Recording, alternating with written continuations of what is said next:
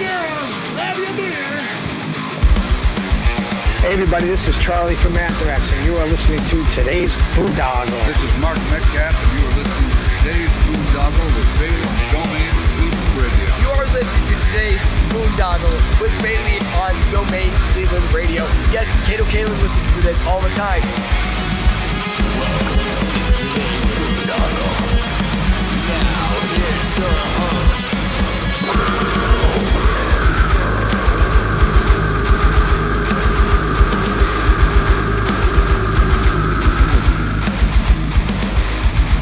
I am Monty Heath, so one Heath, and you are listening to today's Boondoggle. Hey, what's up? It's John from Skillet, and you are listening to today's Boondoggle on Domain Cleveland Radio. Fasten your seatbelts.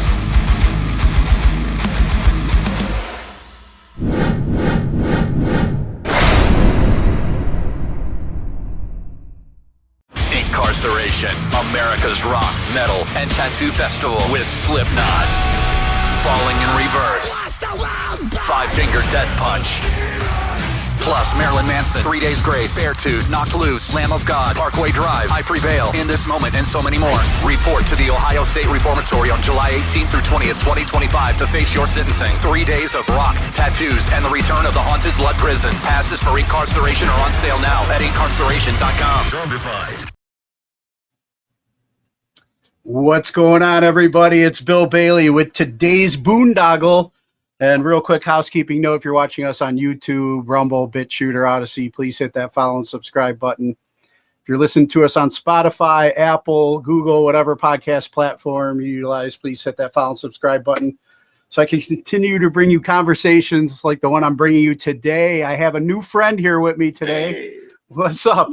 A Navy shipmate. And, man, he's got a good story and a lot of cool things going on. Mr. Moe Taylor of Brain Dagger Films. What's going on, man? That's me, man. I'm just happy to be here. I'm happy to be on your show. I don't get to do things like this very often. And it's just a pleasure to be here and talk with a fellow veteran, man. Yeah, dude. I'm grateful for like divine providence, I guess, kind of connecting us. And the conversation we had the other day.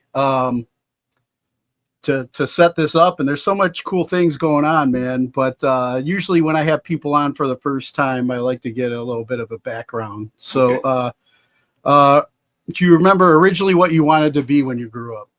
Yes, I, as a matter of fact, absolutely do. I was lived in the countryside in North Carolina. Didn't really have anything to do with running around in the woods and watch documentaries on the TV. So I was just watching documentaries around the world. People seeing all this crazy cool stuff, and I thought, man, that looks like the job where you get to see the most cool stuff and get paid for it. I think I want to be working on a film crew because that's always where the action is. This is about 12-year-old me figuring this out, and I'm like, I always, if I ever saw cameras somewhere, I'd be so curious as to what's going on, and I just thought that was the center of the universe. And it's weird because like some people think that being in politics is the center of the universe, and it is to so many people. But in my young head, growing up in the 90s, TV was the center of the universe, and I just wanted to be a part of it so I could see it in real life and not have to view it from a distance, I guess.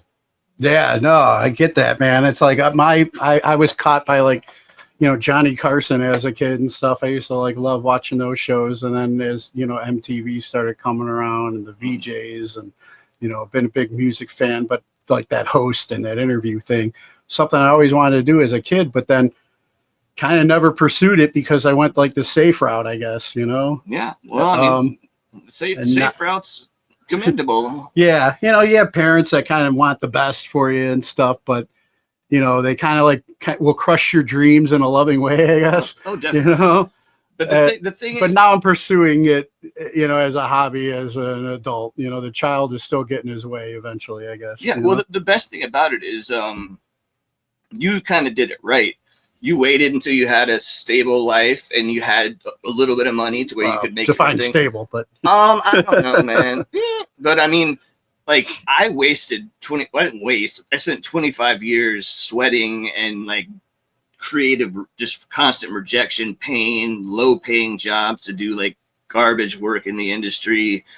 And I had 5 major shots at fame, and they all just kind of got rejected. Like, and it was just a massive sense of heartbreak. And if I could have started as an adult who had some more realistic experience in life, I probably would have gone a lot better. Like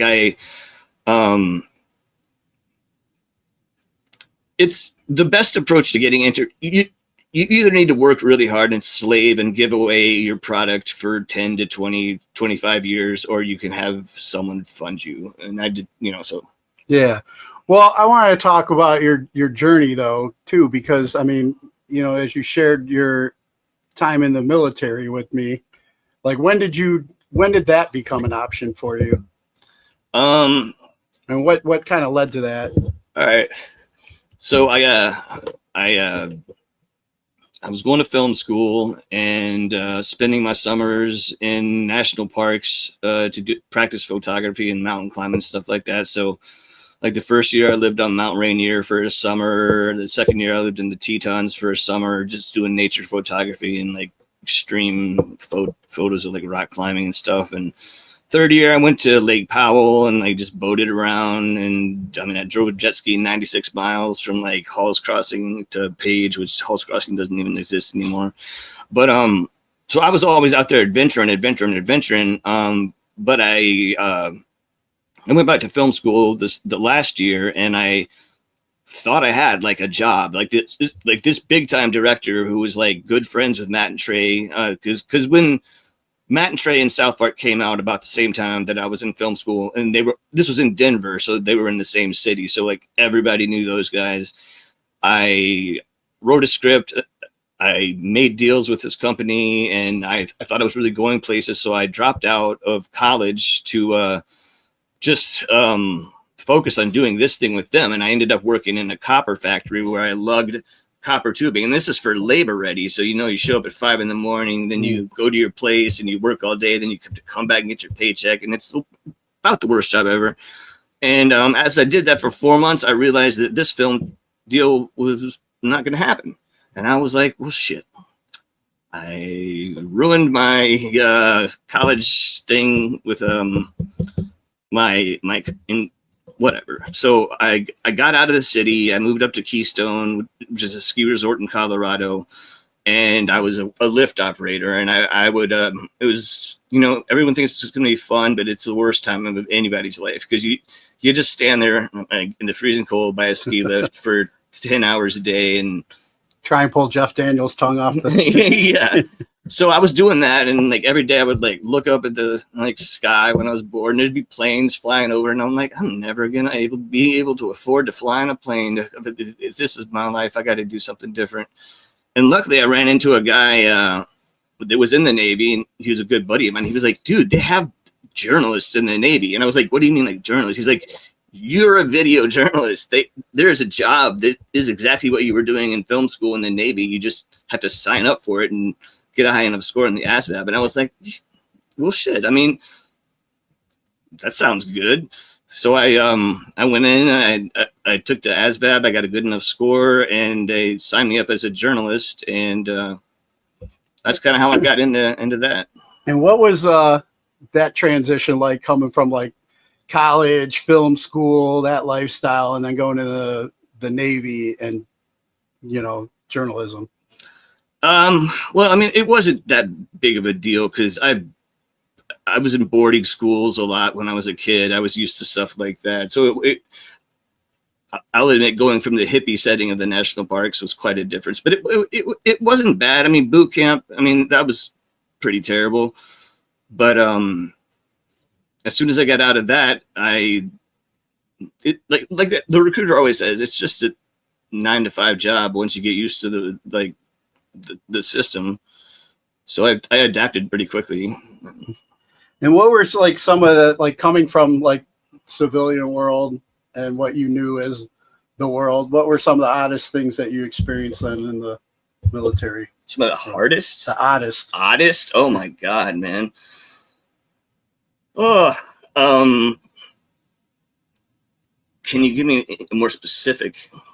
Like, like there's like 60 things. I'm like, usually when I ask that, it's like, okay, we're used to a culture, people being a certain way where we grew up or whatever, and then all of a sudden you get into the military and it's just like, right away. People, yeah, you're wondering, why am I doing this? But I have to do this? It was weird, and I don't want to insult anybody in the military because everybody did more shit than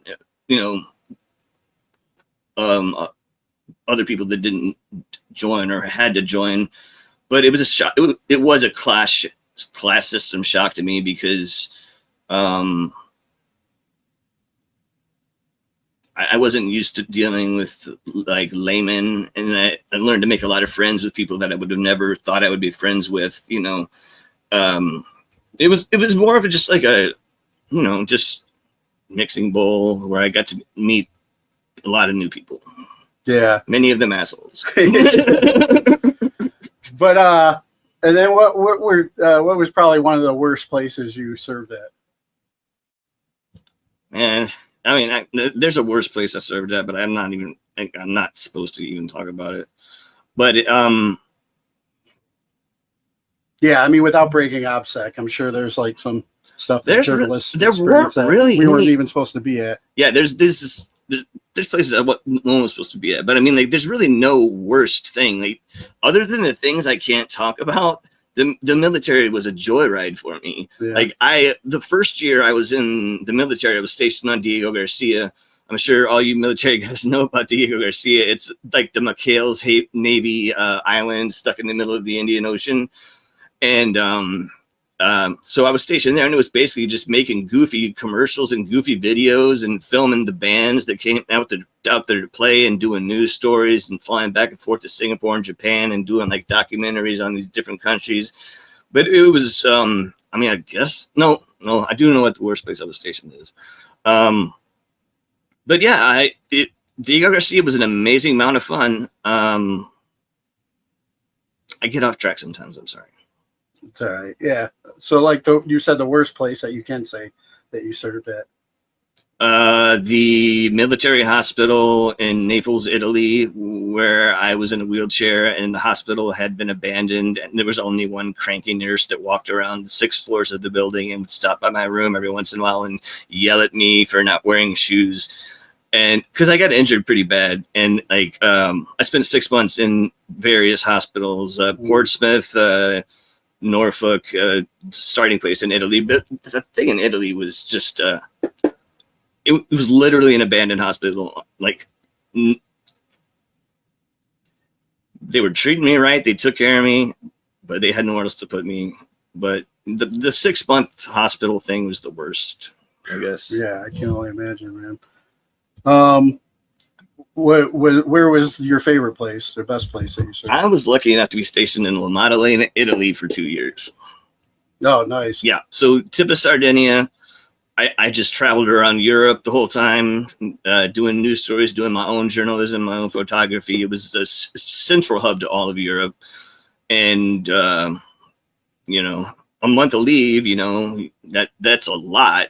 I mean, people don't realize the biggest benefit of being in the military is a month of paid leave. You don't get that shit in any other job, right? Yeah. And so we would take weeks and, go to Tunisia and Libya and Switzerland and just it was a fantastic dream job. And I got to fly around Europe and do news stories on like whatever cool stuff was happening somewhere. So yeah, I lived on a hill overlooking the Mediterranean Ocean. I was an E5, so I had my own condo paid for, and it was on the top floor of a building with like a wraparound balcony. It was a purely just a joyous 2 years. Nice. And then, I mean, if you don't want to talk about it, we don't have to, but I feel like I almost got, you want to talk about the entry or? The entry? Yeah. Yeah, it's not going to help anybody. All right. I just figured because then people, I always will get an email. Oh, dude, you didn't ask me. I'm skipping it because it is nobody's business. All right, and I can respect that. And then transitioning out after you were done with your time in the military, coming back, I mean, coming back to the civilian world, any pet peeves with, the world outside of the military? Everything. It was like I've been having all my cares met every second of the day, all my medical care, all my food is just delivered, housing, I got everything I wanted. And then I got out of the military.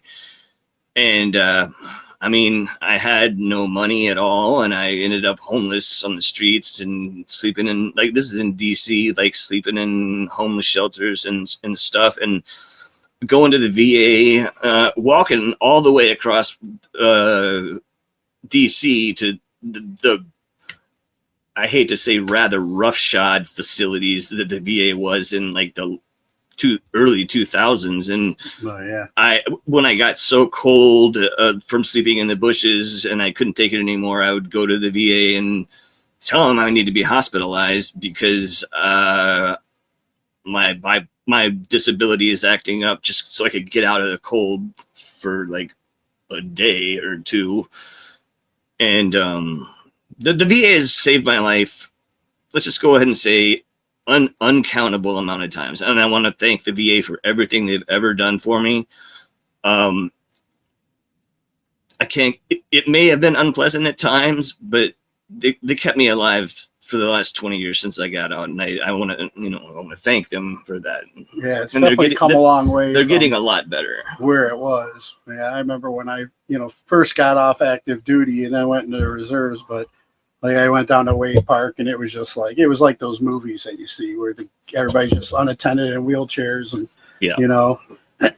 and we were lucky to get dental. Like that was like a huge thing, and it's now finally, it's like, I'm able to get like acupuncture. And it was weird that the dental wasn't 100% like requirement. There's only 100% could get dental. And I thought it was weird, but. And then, what is something you feel like you always carry with you from your time of service? A feeling that I can defend myself against anyone, anything, and any opportunity, or that comes across my plate. I feel prepared to deal with anything at any given point in time. Nice. And what's one of the funniest stories you feel you can share from your time of service? Funny story. I guess like I have a lot of funny stories that have a lot of crimes in them, so I can't really tell any of those. But there was one time when we were on a subtender. Okay, well, first off, all right, so 9/11 was going on. I lived on shore in Italy, and I was supposed to go under the ship and do a story on like their whatever thing they were doing that day for the news, because that was my main job. Just so everyone understands, the military has an internal television station network across the globe, and they have all their own reporters, because in most of those stations back in the day, you don't get any channels. So we would be providing troops with entertainment and reports. But so I was going onto the Imrias land to interview somebody about something. And I took all my stuff up there, all my gear. I was doing the interview, and then all of a sudden they were like, whoop, whoop, whoop, all ships departing for sea. And like, so because the 9/11 happened, and so every ship had to pull out of port, like immediately. That was the order. And I was like, what? Can I get off first? But they were like, no, you're not special. You can't get off. So I spent 2 weeks underway on that ship. Like the power went out in the middle of the ocean. Just like had a clothes you had on. No, well, they had a ship store, but basically I had one pair of coveralls I bought, and like, but so I'm out there for 2 weeks, and we're floating around. Power went out a couple times, like for like 6 hours, just pitch black. Just everybody was just like, no shit. Not even the red lights, like it was fucking out. Like, but so then we finally were allowed to go to port in this town called Gaeta, Italy, and they gave us all our passes. It's been so long. Liberty passes. Yeah. Liberty passes. They gave us all our Liberty passes and think this is the most important thing. You just got to bring this back when you get home. And we went out, and I got so drunk. I don't remember anything from that night. And then like I woke up the next morning and got out of my bunk, and I was like, looking through my pockets, and then up to my friend, and I'm like, "Hey, dude, why do I still have my my pass?" And he's like, "Oh, you motherfucker!" Like, so apparently, I had been so drunk. Me and my friends were trying to get back on the ship, and they kept asking me for my Liberty Pass, and I'd be like, reach in one pocket and be like, eh? And reach in one pocket and be like, ah. And I did this for like 5 minutes, according to him. And finally, the chief was like, just get on the ship. But it was just funny because Can somebody vouch for him. yeah, because I even knew the chief, but it was just funny because I was completely oblivious to that. When I asked my friend why I had why I still had my pass, he didn't know that I still had my pass. He thought I had lost it, and he was like, "You had that in your pocket the whole time." Nice. And also on that trip, there's like caverns above Gaeta that are like buried under a castle, and everybody was exploring in there and like taking pictures. And I used my wallet. It's a tripod trick, you know. You put your wallet down, you balance your camera on the wallet to get like it's kind of a time-lapse photo. I left my wallet there, and because it was a chaotic time. But and then the next day somebody said, "Hey Mo, I found your wallet." I'm like, "You found my wallet in the abandoned underground tunnels?" Like, a good friend of mine actually just found it and was like, "Oh, I better get this back to Mo." Yeah, just crazy stuff like that. Yeah. And then what would you say is one of your greatest hopes for the country you've been willing to give your life for? I don't know, man. That we survive at this point. I think I'd like to see that. Yeah. See if how much longer this experiment can make it. Huh? Yeah. I mean, we're looking at some unprecedented shit that nobody knows what's going to happen. And I just want the country to survive. Yeah, I agree, man. And then what do you feel we can do to break the stigma of mental health and PTSD? You know, the public.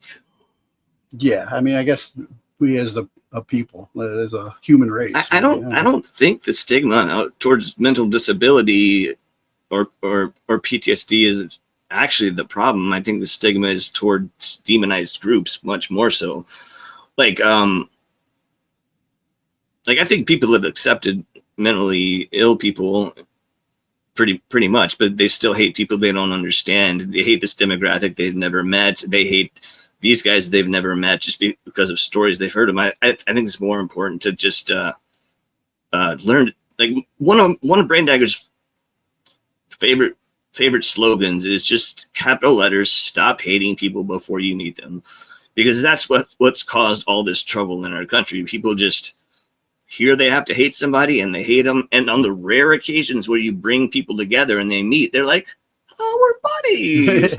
I think that's the best thing we can do, is have people meet that meet the people that they think. It's gotten so easy with social media to hate people you never met. Behind a keyboard. I think the best thing we can do is have people meet that hate each other for no reason, and give them a couple beers and let them talk it out, and then they'll just be like, "What?" Like, it's like the classic misinformation could be said to have caused the most death and destruction in the entire human race's history by far, and that's not an exaggeration. Mm-hmm. You bring in religion, you bring in every war, every like peasant that was told to be in a war, they don't know what's going on. They're just doing this crazy stuff. And like the more misinformation that spreads, it just people need a solid source of information. And that has been a problem for the country for the last 8 years.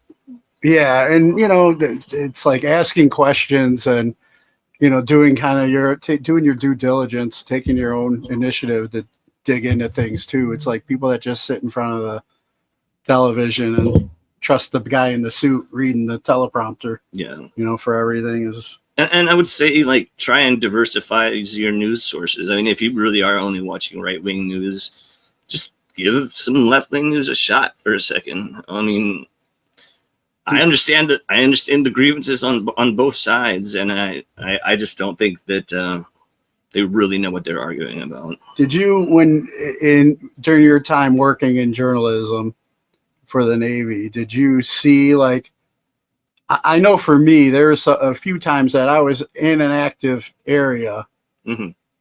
you know, and then we'd go to lunch in the chow hall, and CNN would be, or whatever news thing would be telling a story about something going on in that area that we never saw happening. You know, like, what are they talking about? You know, they were putting out some information that wasn't factual. Did you ever see stuff during your time in journalism, like, okay, why am I telling this story? Or I mean, there's a reason that a journalist had to have top secret clearance. It's a lot of propaganda involved. Is all I'm going to say. Yeah. I mean, I don't want you to... It's not bad propaganda, but yeah, I mean, I'm not saying anybody lied or anybody said anything that wasn't factual, but they said what the people needed to hear to calm down at the time, or, you know, it's all this complex machine. Well, sometimes it's like, you know, there's a better reason for it. Like, it's a good, like, we don't want to cause national chaos or whatever. But then there's other times it seems like lately with our main news sources, it's almost causing that divide that's actually unfortunate. The fourth estate is now just as like destructive as the, you know, presidency. But the one thing, I got a good example from when I lived in Diego Garcia, right? People always, like, I was the radio DJ. I played all the songs for the troops of the island. I did skits and commercials and concerts and stuff with everybody.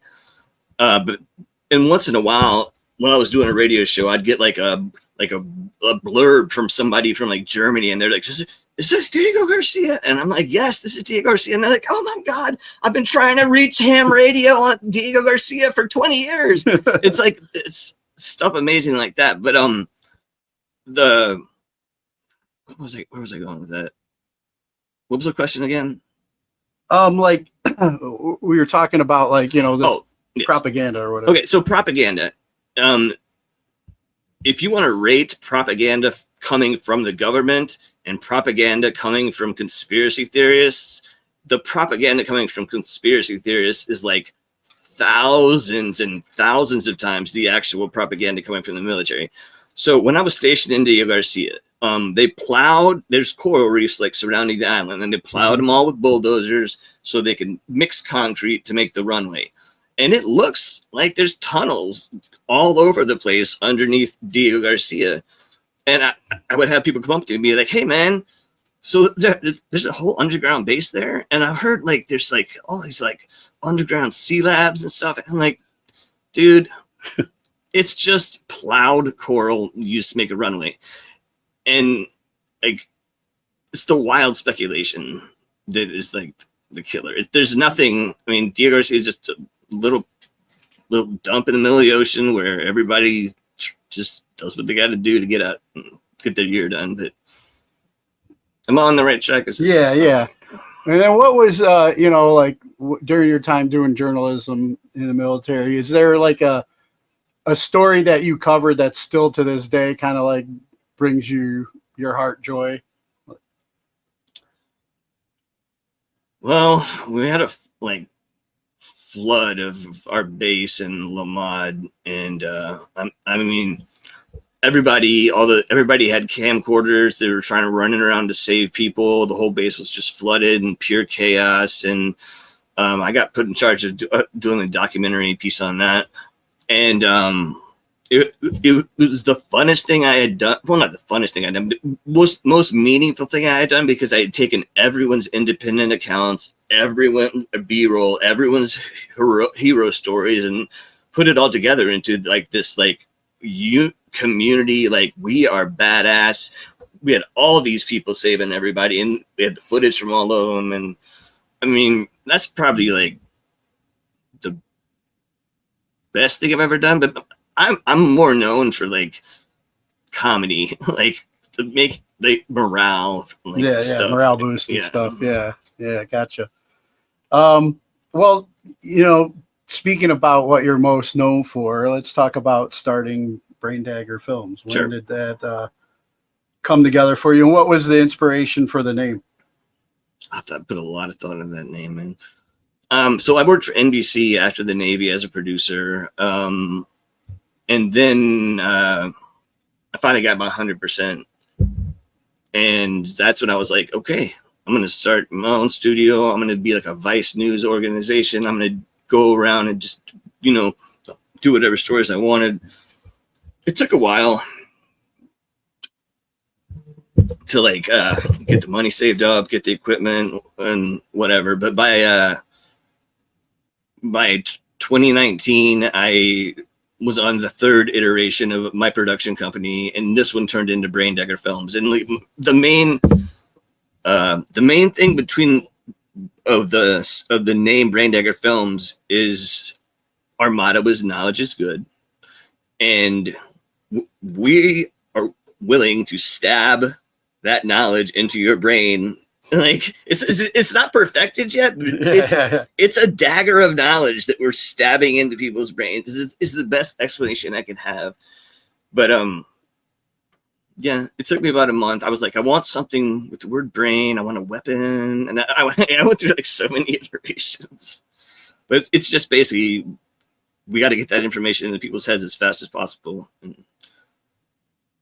And I've kind of you sent me a few of your movies and videos that I got to watch, and I definitely I felt like a lot of knowledge was getting, and I love the warning that your head might explode because it's, like, it's coming at you. And I like especially with that the perceptions one, the importance of strange perceptions. The importance of strange perceptions was that last one that I watched. I liked how while you're explaining, why psychedelic medicine is beneficial and all these interviewing all these people of what the experience is like, the background is kind of like taking you on a little, subconsciously. If you didn't notice it, I designed that film to peak like an acid trip. It starts out relatively normal, and it gets more hallucinating and trippy as you get towards the middle, and then it slows back down and brings you back to a little more realisticness, like towards the end. So it's actually modeled after an actual like psychedelic trip. It moves you through the, that was like what I was gathering watching that too. I was just like, okay, I see. There's like a subconscious aspect to this as well with the images you're putting in. I mean, what blows my mind, because like we discussed even before going on air, I'm not like a video editing guy. I would like to learn and get a little bit better for this project here. But the patience that it must take when everything's so quick, this snippet, that snippet, that, I was just like, it was like a brain, dude. It was like a brain scalpel.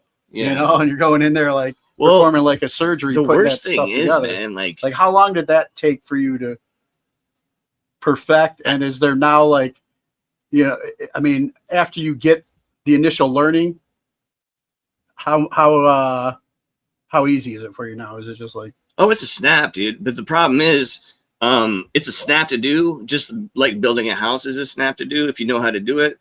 But the real issues that come into play is how many times you have to watch it. Because once, like I watched As Organism, I'm just going to say 5,000 times while I was editing it. Okay. I couldn't make any sense of it by the end of it.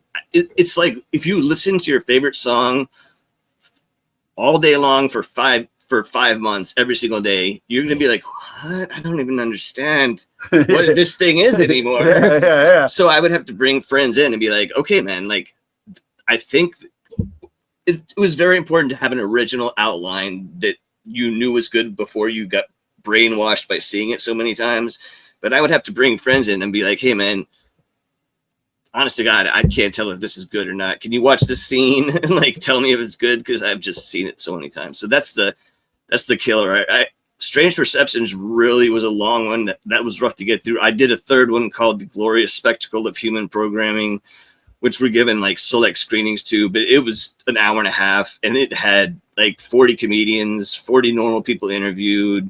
Like I went to Arizona State University and interviewed like the guy that wrote the book on human programming. It was this huge, massive thing, and I got about halfway through it, and it was after a year and a half, and it had changed iterations so many times, and I just looked at it, and I'm like, I can't do it anymore. I just can't look at the same thing over and over anymore. Yeah. So it's so close to finishing, but I just literally like. Sometimes you got to remove yourself. I had to get out of it, but I do have it through new eyes. I do have a viewable, basically like the first half of the movie finished. But unless somebody wants to buy the Premiere profile off me, it's I've got all the files set in order. Like if somebody wants to buy this project and finish it, it's not hard to do. I can tell you exactly how to do it. I can't look at it anymore. Gotcha. So. Now, some of the other topics that you covered that we can relate to, because obviously there's a few of these that are like, a personal, I guess, mission for you as well to spread this knowledge because it's something that I know, you and I both had deal with. It was like the mental health struggles, and then you had that one special about the chronic pain with the fibromyalgia and all the other stuff. Talk about how that came. Do I want to talk about that? Yeah, talk about like putting that together and what that was like for you to get that word out. It was people come up to me all the time and they're like, hey, you want to do a project on this? And the lady in charge of Vets for Fibromyalgia, Crystal, she called me up and said, hey, you're a veteran, I'm a veteran, we have the same problem, let's kind of just try to make a movie on it. And I was like, yeah, sure, man, no problem. But it's lacking in production quality because I didn't really have much time. It's not, if you watch that one, it's not up to my standards because I didn't have enough time to actually finish it. But it's I mean, for me, because it's like, I took a personal interest in it because that's what I deal with. It's like, I guess I wasn't like looking for, I guess I didn't notice that because it was just the knowledge and information that I. Yeah. Well, it's just the slow pacedness of it. It's just basically 12 minutes of just dry interviews, which they were good. They were good interviews, but they were just, dry information. Yeah. Good information. Yeah. And there's another tool for people to, I know like some of the things that I struggle with sometimes is like you said, the invisible, illnesses or whatever is like everybody sees us. We look like we're all right. We're healthy. We have all our limbs. Oh, how bad was it for you? Or how bad can it be for you? What are you dealing with? What do you got to be up? And it's just like, dude, here's a way so I can explain to my loved ones and everybody. I might be a little cranky and a little off a lot of times, because I'm dealing with this 24/7 that you can't, unless you can feel it, you don't know, so it's like, I'm appreciative of stuff like that I could show and say, hey, watch this. And maybe you'll understand a little bit more, I think I got the point across, I just wish I had more time to get into it. And then, something else that we have talked about that we share in common, as you mentioned it through your journey with the importance of strange perceptions, is recovery from alcohol. Yeah. Do you want to share a little bit about your journey there? It's been a rocky road, man. Yeah. It comes and it goes. Yeah. I'm not perfect. I probably not want to share about that. All right. It's just like, no, I got you. It's, man, it's always up in the air where I am at. And if I had a solid like story of sobriety, I would share it, but it's always, I mean, you kind of, in the beginning of that video, you talked about like, what it was like living in your head though, and why you would use that to kind of numb out. Well, that did work for about 6 months. I didn't have any alcohol. But then I did, and I was like, oh man, I actually made the movie to pressure myself into not drinking, because I figured if I made a movie about how I quit drinking, I wouldn't be able to show it anywhere and drink alcohol. So I kind of made this trap for myself. Your own like accountability. But you know, 6 months went by and things changed. I couldn't get my treatment anymore and whatever. But my alcohol battle is my own. It's independent of anybody else's, and it's pretty under control right now.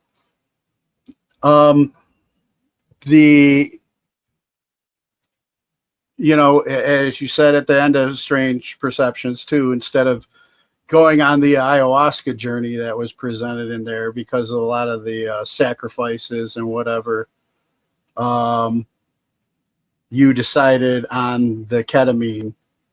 Do you care to share a little bit about that experience, what that journey's been like and how that's benefited you? Yeah, well, the thing is, if you want to do ayahuasca, you've got to stop taking Prozac or antidepressants for a couple of weeks. You have to abstain from sex. You have to eat like leafy vegetables for 2 weeks. And there's just a lot of preparation.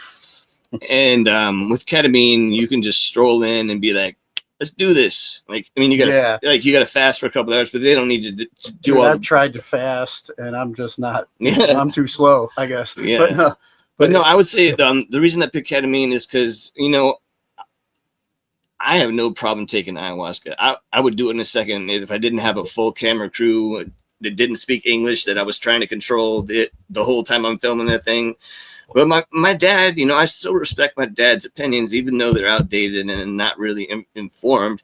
But he was like, son, just promise me while you're doing this, you're not going to take the ayahuasca. And I was like, I can make you that promise, Dad. So then I found the ketamine solution, and I was like, Dad, there's this thing where I can go into a hospital and be monitored and be covered up. And he was like, that's great, son. So like, I'm not saying I was pushed into it. The ketamine was the best choice for me. But the reason I didn't do ayahuasca is because just my dad asked me not to.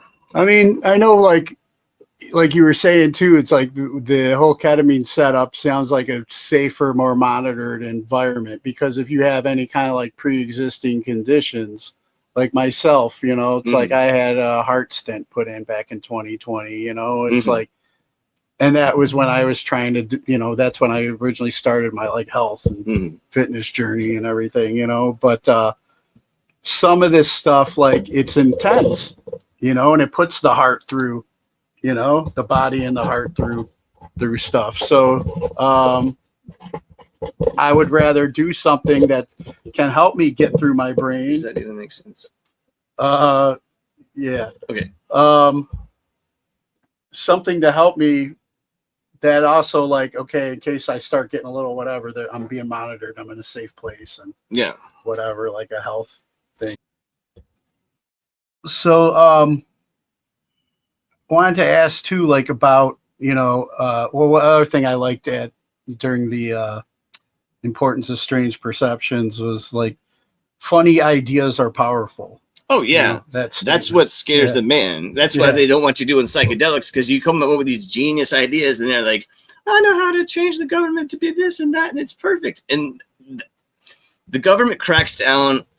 They'll give you alcohol, which is the most destructive drug in the world. You ain't gonna do nothing.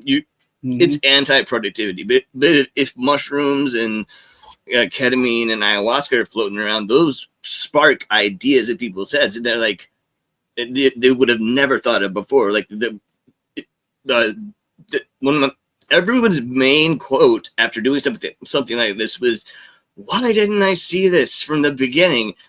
It's so simple. I just have to do this simple process of things that I would have never dreamed of, because your brain, different pathways connect, different things going in there, and you're like, maybe if I don't bash myself over the head with a sledgehammer, I won't hurt myself." And it's like, it seems that obvious when you come to the conclusion. Like, I know I'm an overthinker, and I make all kinds of narratives in my head constantly that aren't even there, and it causes so many issues. And it sounds like this is something that kind of like helps straighten the pathways out, or calms the mind, like that ripple effect when you throw a rock in the water. and you can't see your image as everything's rippling. But then when it calms, you can see it clear, you know? Yeah. What it really does is you got a subconscious and a conscious that are constantly like fighting each other. They don't get along. They don't understand each other. They're just like fighting. And when you take these drugs, the subconscious and the conscious are like, hey man, we should hang out for a while. You used to be cool. And they come up with all these great ideas. And then when you're done with it, you're like, well, that's what, you know, so obvious. Yeah. So it just unlocks different portions of your brain and puts them in cohorts with another. And it, you know. Nice. Now, one question that I have to ask is, you know, seeing your, I guess, your forte, or the way, you know, your like style of art. Mm-hmm. Where was that inspired? Were you like is there like an artist like Warhol or somebody in the past that has inspired my style you, of art? As far as organisms, strange perceptions, and human programming go, I think I just took every educational platform. Like, one of my favorite reviews of As Organism is, this is like Bill Nye the Science Guy on cocaine. Like, I think I wanted to make the perfect medium for entertaining and educating at the same time. And it's not really based on anything specific, just like any art is based on 1,000 copies of 1,000 things you're drawing from. Nothing's original, but I don't have anything to compare it to. Bill, I like the Bill Nye on cocaine. Yeah, I was just stoked about that one. Nice. I don't have anything to compare it to that's actually like it. I wanted to make it so fast for the attention span of people, but still slow enough. I mean, like, basically, As Organisms started out as a prank on college students that were getting high in their dorms. I just wanted to blow the fuck out of their minds. And then I was like 4 minutes into it, and I'm like, wait a minute, this is actually pretty good. I should be, but yeah, it's just, I guess you would take any I take from everything weird and I put it into a sensical format that is rapid paced to capture the attention span and try to deliver a message throughout all that entertainment. And it is an endurance test. I mean, every one of my movies is an endurance test to see who can actually follow the whole thing. Like, you know. And then, you know, I mean, you went down to South America or Central America to film that, and you didn't partake in the ceremony, but you're busy, you know, filming. Did you get to actually have time to like enjoy being down there though, and like enjoying scenery and nature? And like I said, we were down there for almost 4 months, 5 months. Wow, nice. And my job was just to go film people's vacations and to film the big yacht rides and bachelor parties, and we had a great time. I know half the people in Jaco, which is the party in this town in Costa Rica. If you want to go to a place where it is on all the time, Jaco, Costa Rica is the place to be. But yeah, I really did get to enjoy everything about it. Okay, nice. Did you get doing like nature trips and all that? What was, I mean, what would you say? Like, I know for me, like when I've been to, I mean, haven't been there, but it's like, you know, back when I used to go some places when I was still like numbing out with drugs and alcohol, it kind of ruined the thing. But anytime I got out of Ohio, like even got to went to Idaho, man. And I'm out in nature, away from like big cities and stuff like that. My energy, just everything feels so different. I just feel like more connected. Yeah, you know? It's the new sensations that open up your possibilities. You know. Yeah.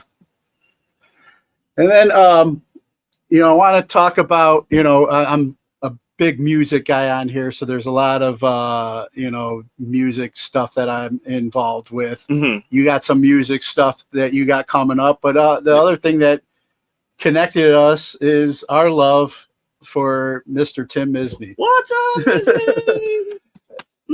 Let's talk about how you connected with Mr. Tim Misny. You know, and like I always joke, like if aliens landed here in like the Cleveland area, they'd say, "Take me to your leader," and they'd point to the Tim Misny billboards. Well, yeah. They're all over the place. But you want to know how I set this up? Yeah, how'd you set this up with Tim Misny?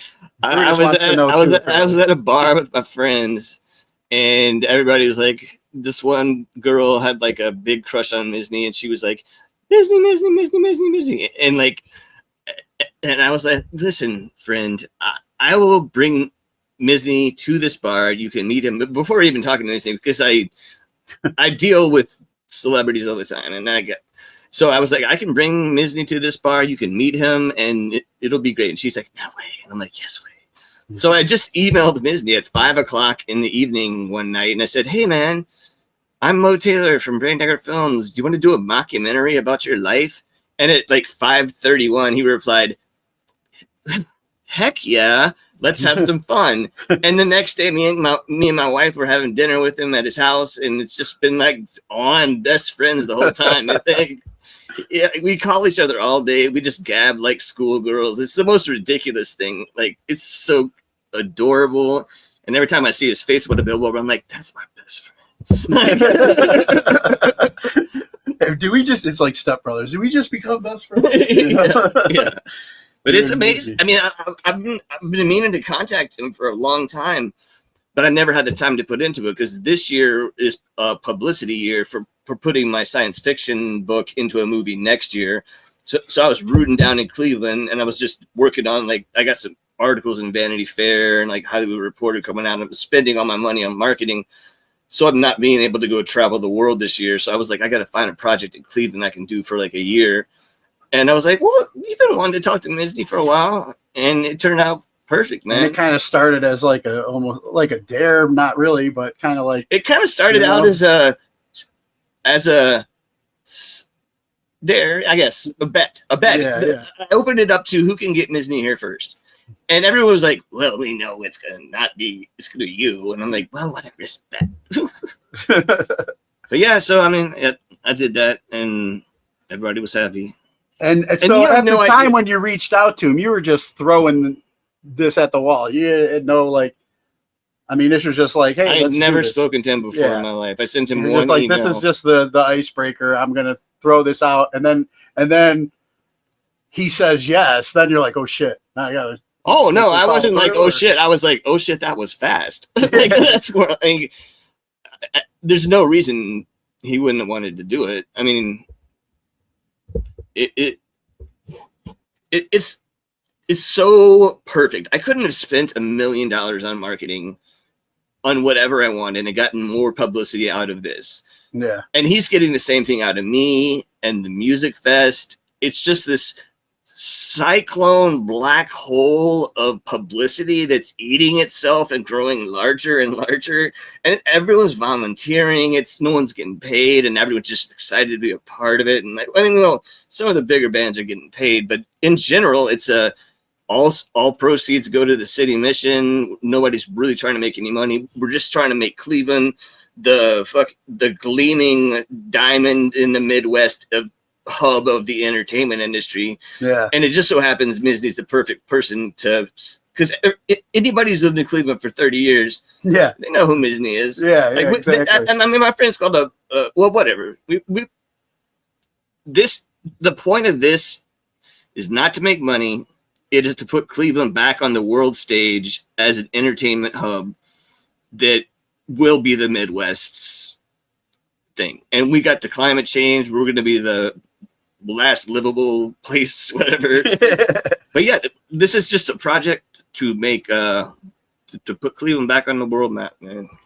Now I like I was telling you when we talked, is like, my girlfriend and her son, huge, Tim Misny, get all excited when he sees billboards. We follow him on the Instagram. He's such a nice guy. Yeah, people have no idea how nice of a guy I would make an assumption when I see somebody on all these billboards, they spend money, that they're very egotistical and narcissistic and stuff, that they're going to put themselves out there. I would make that assumption, not knowing nothing. And then all of a sudden I get on the Instagram because my girlfriend's like, oh, look at Tim. And I'm just like, she calls him Saint Misny now. And I'm just like, wow, this guy is a good dude. I'm like, I'd love to get him on the podcast. And I think I like posted or something on his page a couple times or whatever, about having a conversation. And so I'm I mean, pretty it's great sure that it was pretty, that I'm pretty sure I can get him to come on the podcast. but I mean, yeah, but like I never heard, so I was just like, man, I get it because he's a busy guy, but then it was just like, you took that chance, you rolled the dice, and it was like, now here you guys are, like, and this was how long ago now this started? 3 months, maybe. 3 months now. It Best feels friends in 3 it months. feels like we've been like literally. I can't imagine a time when Misny wasn't in my life. I'm like it's just like me and my wife joke about that too. We're like, man, we've been together for 12 years. That's like a third of our lives. I can't even imagine life without you. And I'm like, now I'm doing that with Misny after 3 months. I'm like, oh, Misny, I can't imagine a time before we met. But it's a joke, but it's serious. Like, but I mean, you guys have shared that kind of bond already, but like, talking about this project and getting together and working on this. Yeah, I have all the skills in the entertainment industry, and he has all the skills in his industry. And putting two people like me and Misny together is an unstoppable hurricane of love and whatever. And then let's talk about now the part of that's continuing from this relationship now, the music connection that's coming along. Well, first off, we have the Misny theme song contest, because the whole point of what we're doing is we're making the Misny movie, and I thought it would be a good idea to have put a contest out so all of the Cleveland bands could make Misny themed songs, and we would play them in the soundtrack of the movie. And we've got so many good songs about Misny, so many hilarious songs about Misny. If you want to just check out my Instagram, it's Brain Dagger _Films. We've got Cleveland songs, and we basically still have 2 months more running this contest. It ends on April 1st, and just keep them coming, guys, because you're going to be in the soundtrack. The top 20 bands, the top 20 Misny or Cleveland themed songs get to play at Misny Fest with all the big names between sets. So the prizes are fantastic. We've already been doing Easter egg hunts, and people are getting free VIP passes, and it's a Ready Player One situation. Like, it was so coincidental. I was laying in my bed 2 months ago, and I'm so bored, and I was like, I guess I'll watch Ready Player One again. And then this holiday contest came on, and I was like, oh man, I'm doing that in real life. Yeah. And it's just so amazing to watch people get excited about it, because I was propelled to a level by saying the name. Oh, I'm with Misny, to this super. I'm with Misny. I was doing good before, but you say, yeah, Mr. Misny, and he kind of looks like he's a genie coming out of a bottle, Misny. Yeah, dude, with the people's eyebrow and everything. Badass. But you have the little. I mean, you're talking about this big festival that you're putting together. That's going to come, Misny Fest. Well, in the meantime, you got that show coming at 5 o'clock. The Misny Make 'em Pay Fest. I'm Make 'em Pay Fest. All right. Yeah. Well, they got to pay to come into the fest. So. Well, that's the thing. I mean, and all those proceeds are just going to the staff, the hard costs, and everything else is going to the city mission. We're not. This is to benefit the city of Cleveland and make us shine. This is our Beijing Olympics. that is being planned and put together for. What, July? I think July 11th to 13th. Okay. In the meantime, in March, there's Hams Ignominious at the 5 o'clock. That's actually a scene in the movie that we're shooting for that one. It's a concert, but it's also making a music video in the morning and a scene for the movie. So for people listening, if they want to be in the Misny movie, go to that show for sure.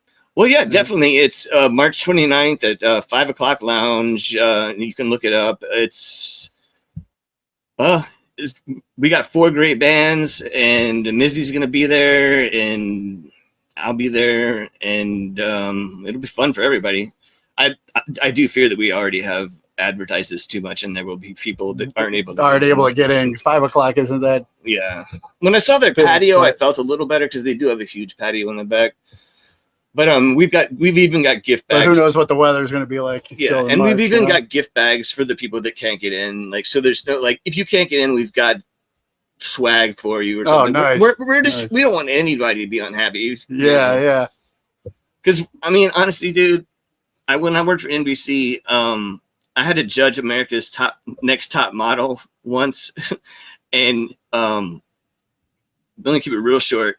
I was the Colorado branch, and say like our distance was from like 11 to 7, and the 1,000 ladies were lined up outside, and I just had to like film them and ask them questions and get them in and out of there, and around like 7 o'clock, there was still like 400 women out there, and we're like, hey, sorry, ladies, you're gonna have to go in, go home. This is over. And they literally started rioting, like picking up garbage cans and throwing them through the windows of our TV station. Damn.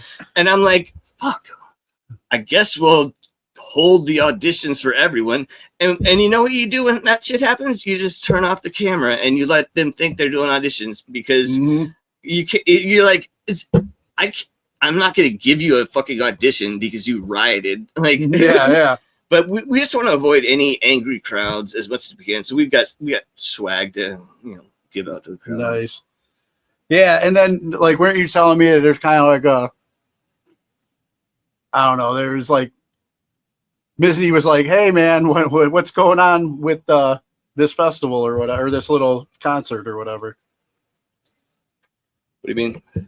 Like, I mean, wasn't there like some nervousness about some of the bands that are performing or whatever? Oh yeah. I don't really want to get into it. Like, it's some of the bands had girlfriends that they had broken up with and that tried to sabotage their stuff. But it's not a big deal. You know how it is. Yeah, no, Like these girlfriends actually emailed Misny personally and said, "You can't allow that band on stage. He's such a like." Yeah. Gotcha. Yeah, man. Well then, so there's that to be seen in the movie. Is there going to be other pop-up things along the way for extras and stuff? Oh yeah, there's going to be a ton. Basically, what this movie is it's 50 or so comedy sketches. Okay. And we're so overwhelmed with so much stuff, we're having trouble really getting started right now. But basically, this shoot at 5 o'clock is one of 50 shoots for different comic sketches that we'll need. And when we get them all in order, we'll put out casting calls and we'll put out like what we need. Okay. It's just it's going to be a really slow process because it's so people in the Cleveland area that are of course not living under a rock know who Tim Misny is and want to be a part of this. Yeah. They should follow. It's Brain Dagger Films Brain Dagger _films. I will announce all the casting calls, all of the new locations, all the shoots, and I'll list all the information. Awesome. Yeah. Awesome. And I mean, and we're looking at, I mean, we've got, we need a lot of people, man. So we want to make, like I said, this is the point for Cleveland to give everyone their opportunity to shine in their own artistic way. So. Awesome. Man, I appreciate this, Mo, man. I'm glad, you said you normally don't do interviews. I appreciate you giving me the honor of hey, man, being here. Like I can be very, we're bros, man. Oh yeah. I can be very OCD about how I do my podcast too with veteran interviews, and it's gotten me in trouble. Like I'm always like every 5, interviews is a veteran interview. And, this is a veteran interview that I'm just going to start throwing interviews where they go and not worry about any kind of like, you've got me getting outside of my brain and just being more out of my OCD brain and just throwing it out there as the stuff comes out. So yeah, man, thanks for helping me with that. I appreciate it, man. And I'm glad to help you out learning how to edit or just stuff and whatever you need. Awesome, man. Now, before we get ready to wrap up, I want to ask you a couple quick questions that I normally ask my guests on here. As a fan of music, who are your top 3 musical artists? No Effects. I mean, it's so tough because there's so many. let's just go for different genres. No Effects, the General Dre, Snoop, Dog Pound collaborative, and probably it's tough. Houdini 25. Look them up. Nice. All right. And then 3 people who've inspired you and you can credit for making you the person you are today. Mommy, Daddy, and little brother. Awesome. And then favorite toy as a child. I like to play with dominoes. Like I was raised as like a really, I don't know what's a Montessori, like, you know what Montessori are now. Like I was raised like in a really like advanced like school. So basically, like my favorite toy was dominoes. I'd come home and I would set up domino tracks like all over the house with like waterfalls and like curves and bridges and everything. And every day Dad would come home and I'd be like, Dad, check this one out. And he'd be like, clack, clack, clack, clack, clack, clack. And I mean, it sounds silly, but like, I'm not talking about playing dominoes. I'm talking about making the that takes a lot of patience and discipline. But that's what I was like when I was a kid. Like, and sure I had every toy in the universe, but that's what my memory of having the most fun with was dominoes. That's awesome. Yeah. No, we're so impulse driven today. There's not a lot of people have the patience to set things into motion, and that showed, back then too. I guess like would lead to your editing. Yeah. Today. It's just puzzle solving. That's all editing is. And then any message you have for our military brothers and sisters currently serving overseas?